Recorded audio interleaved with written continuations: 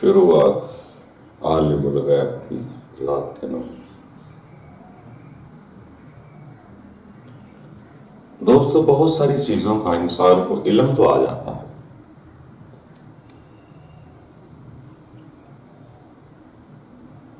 انسان سمجھ جاتا ہے کہ یہ سچ ہے،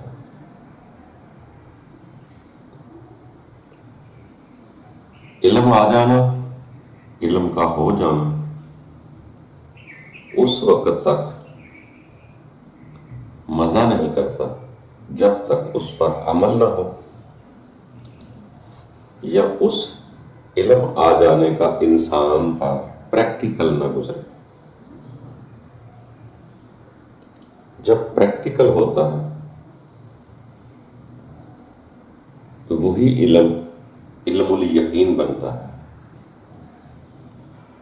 جب وہ پریکٹیکل کے ساتھ گزرتا ہے۔ یہ ہر آدمی جانتا ہے، ہر آدمی کے علم میں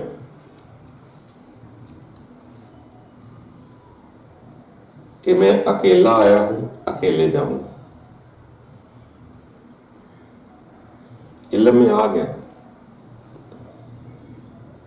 نہ ساتھ مال جاتا ہے، نہ اولاد جاتی ہے، نہ بیوی بچے جاتے ہیں، نہ دوست احباب، نہ رشتہ دار، کوئی ساتھ نہیں جاتا۔ یہ علم میں ہے۔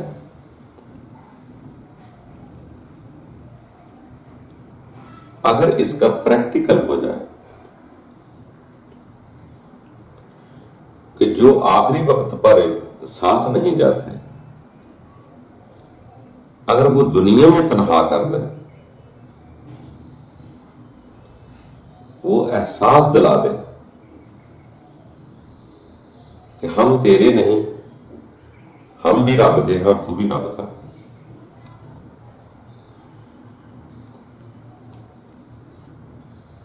جو انسان کو اس کی اصلیت بتلا دے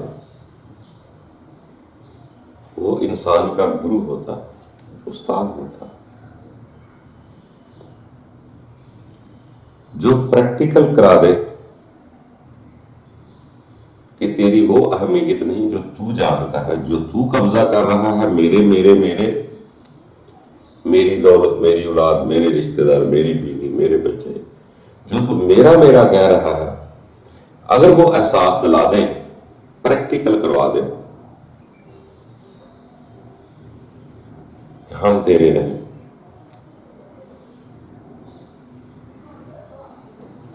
تیرا خود کا گمان ہے، تو خود ہی کہتا ہے میرے میرے، جبکہ ہم تیرے نہیں، نہ تیرے ساتھ جائیں گے، نہ تیرے ساتھ جئیں گے، نہ تیرے ساتھ مریں گے۔ جب وہ احساس کا پریکٹیکل ہو جاتا ہے، یعنی کہ عمل پر، علم پر عمل ہو جاتا ہے،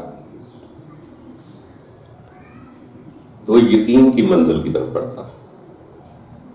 علم کا آ جانا بڑی بات نہیں ہے، جب تک اس پر پریکٹیکل نہ ہو آپ کو یقین نہیں آئے۔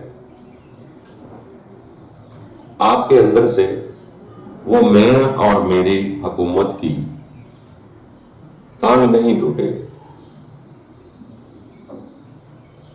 علم تو تھا کہ کوئی ساتھ نہیں جاتا، مگر میرا کہنے کا عادی ہو چکا ہوں، میں خود ہی محسوس کسی کو اپنا یا پرایا محسوس کرتا ہوں۔ جب وہی چیزیں انسان کو احساس دلاتی ہے، وہ استاد ہوتی ہے، ٹیچر ہوتی ہے، وہ سچ بتلاتی ہے، بری نہیں ہوتی، مگر مجھے اس وقت برا لگتا ہے کہ یار مجھے لوگ ٹھوکرے مار دیں۔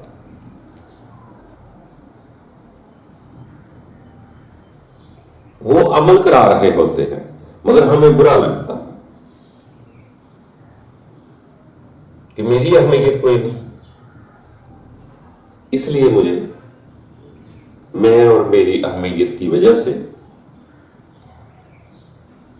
میرا قبضہ گروپی کا جو سلسلہ ہے وہ ٹوٹتا ہے۔ تو پھر انسان اپنے رب پر یا ان کی باتوں پر جو علم آیا تھا اس پر یقین کرنا شروع کر دیتا ہے کہ واقعی ساتھ نہیں جائے گا. میں اکیلا آیا ہوں تو اکیلا ہی جاؤں. پہلے صرف پڑھا سنا تھا، علم آیا تھا، مگر جب پریکٹیکل ہوتا ہے تو انسان یقین کی منزل کی طرف بڑھ جاتا ہے. جیسے ایک سیانے بابے نے فرمایا تھا کہ مومن کے ساتھ وہ ہر کام یہاں ہی ہو جاتا ہے جو غیر مومن کے ساتھ آگے ہوتا. ان کو آگے جا کے علم ہوتا ہے تو فکر مند ہوتا ہے. مومن کے ساتھ وہ سب کچھ یہاں ہی گزر جاتا ہے، اسے یقین ہو جاتا ہے کہ میرے رب کے سوا میرا کوئی نہیں. وہ سارے سہارے قدرت کی ذات ہی توڑتی ہے، اور جو توڑنے والے ہیں ان کے اندر بھی رب کی روح ہی ہوتی ہے. اس وقت رب ہی ان کی روح کو حکم دیتا ہے کہ توڑ دو، جو میرا بننا چاہتا ہے تو توڑ دو. جب تک انسان ادھر سے ٹوٹے گا نہیں آگے جڑے گا نہیں.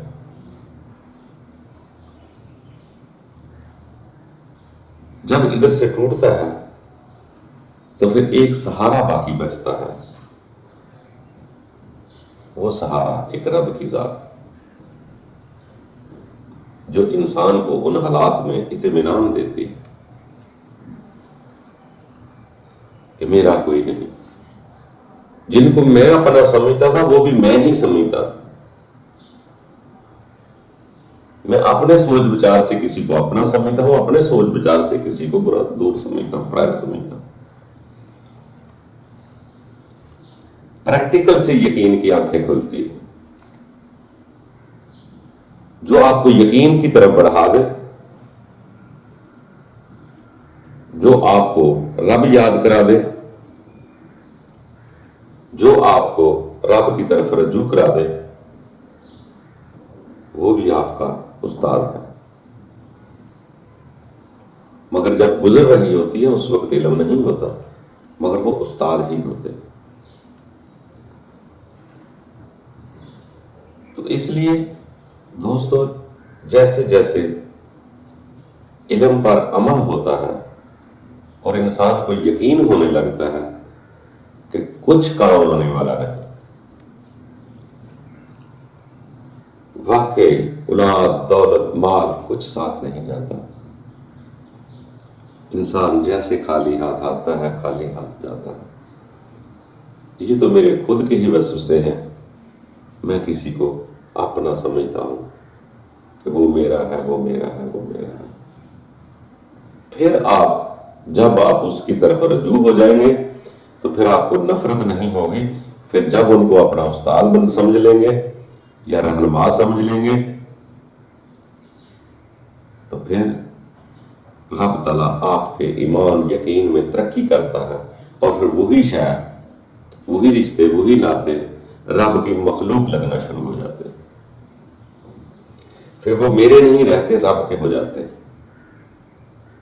دوسرا کیا ہے اس کو نہیں دیکھنا، میرے ایمان میں ہونا چاہیے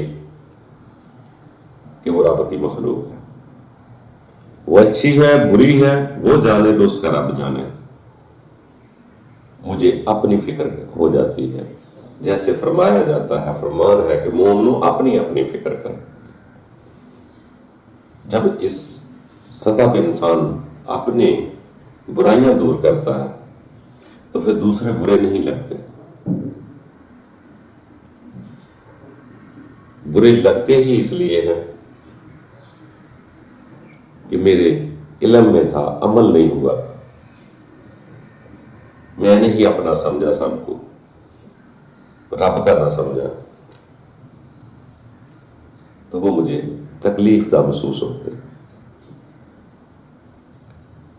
باقی دوستو، عمل آیا ہے، علم آیا ہے تو عمل بھی کرو. جس بات کا علم آ جائے اس پہ عمل ہونے سے انسان کا یقین بڑھتا ہے. باقی اکثریت دھوکے میں ہے. رب تعالیٰ نے فرمایا میرا شکر کرنے والے بہت قلیل ہیں. اکثریت ضروری نہیں کہ آپ نے اکثریت میں شامل ہونا، مخلص اور شکر ادا کرنے والوں میں شامل ہو جائیں، بے شک قلیل ہی ہو۔ طاقت حق نہیں ہوتی، حق بہت بڑی طاقت ہوتی ہے۔ تو دوستو، دوسروں کو نہ دیکھیں، اپنے آپ کے اندر غور کریں۔ دوسروں کو سے ہم نفرت کرتے ہیں، باہر کچھ نہیں، کبھی اپنے اندر بھی دھیان کر کے دیکھیں، غور و تدبر کریں کہ جو میرے اندر سسٹم چل رہا ہے، خون دوڑ رہا ہے، دل دھڑک رہا ہے، سانس آ رہی ہے، اس کو کون چلا رہا؟ کوئی تو ہے۔ میں تو نہیں چلا رہا، میں تو اپنے دل کو نہیں دھڑکا رہا، میں تو سانس نہیں لے رہا، میرے گردے کلیجی پھپھڑے، میں تو نہیں چلا رہا۔ جب میں نہیں چلا رہا تو کوئی تو ہے۔ تو خود بخود کہنے سے بہتر ہے یہ کہو کہ میرا خدا چلا رہا۔ پھر اللہ تعالیٰ انسان کو ان تکلیفوں سے نجات بھی دیتا ہے۔ اسی لیے سیانے لوگ فرماتے ہیں کہ بندیا جو کچھ ہے تیرے اندر ہی ہے، اس کے فرمان میں ہے، ہم شار رگ سے بھی زیادہ قریب ہیں۔ وہ کون ہے، کہاں ہے؟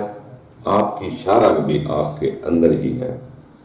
اگر مومن کا دل اس کا گھر ہے تو دل بھی انسان کے جسم کے اندر ہی ہے۔ دوستو، یہ بھی علم ہے کہ ہم شار رگ کے قریب ہیں، مومن کا دل میرا گھر ہے، تو یہ بھی علم میں آیا ہے، اس پر عمل تو کریں۔ وہ کون ہے، کہاں ہے، کیا ہے، غور و فکر کریں۔ بار بار یہ فرمان بھی آتا ہے، تدبر کیوں نہیں کرتے، غور و فکر کیوں نہیں کرتے؟ جب ہم اپنے آپ پر غور شروع کر دیں گے یا اپنی برائیوں کو دور کرنا شروع کر دیں گے تو دنیا بری نہیں لگے گی۔ ہر شے میں حکمت ہے، کوئی شے اب سو بیکار نہیں۔ صرف ہم سمجھتے ہیں جو میرے کام نہیں آتی وہ بیکار ہے، جو مجھے سبق سکھاتی ہے وہ بھی اب سو بیکار نہیں۔ اگر کسی اچھے آدمی کے آنے سے دل کو سکون ملتا ہے تو برا شخص آنے میں بھی آپ کو سبق ملتا ہے۔ اس لیے کچھ اب سو بیکار نہیں۔ اگر شیطان اتنی بری شے ہوتی تو اس کو عمر کیوں دی جاتی؟ اس کو جیسے فرمان آتے ہیں کہ ابلیس نے فرمایا کہ رب تعالیٰ تو نے مجھے شیطان بنایا،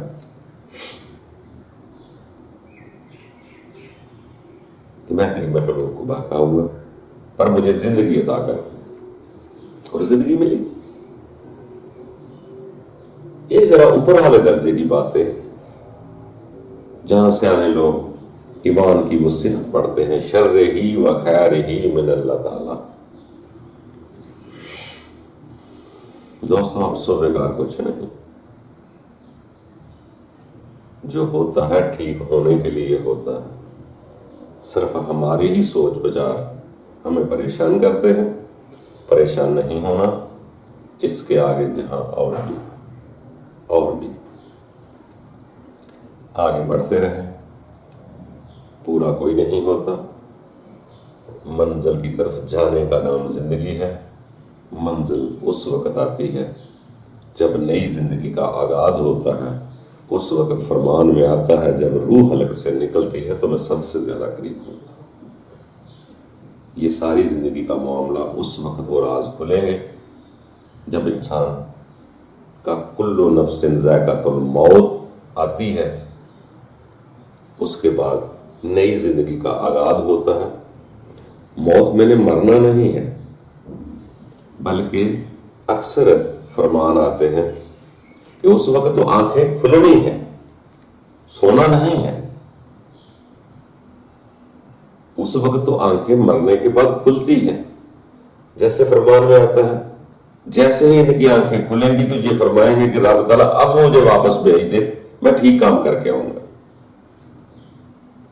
تو رب تعالیٰ کہے گا کہ نہیں، بڑا وقت دیا تھا، بہت ٹائم دیا تھا، مجھے پتا ہے اب واپس جا کر تو پھر وہی کام کروں گا. تو ثابت ہوا کہ مرنے کے بعد آنکھیں بند نہیں ہوئی، آنکھیں کھلی ہیں، پتا چلا ہے کوئی میں کیا کر رہا. تو دوستو، جو آنکھ مرنے کے بعد کھلتی ہے اس کو پہلے کھولیں، آپ کو دنیا کی حقیقت پتا چل جائے گا. جو ہم بت پرستی کرتے ہیں اس کی حقیقت جب کھلے گی تو آپ کے آگے کے راستے آسان ہوں گے. اللہ تعالی ہم سب کے لیے آسانیاں پیدا کرے.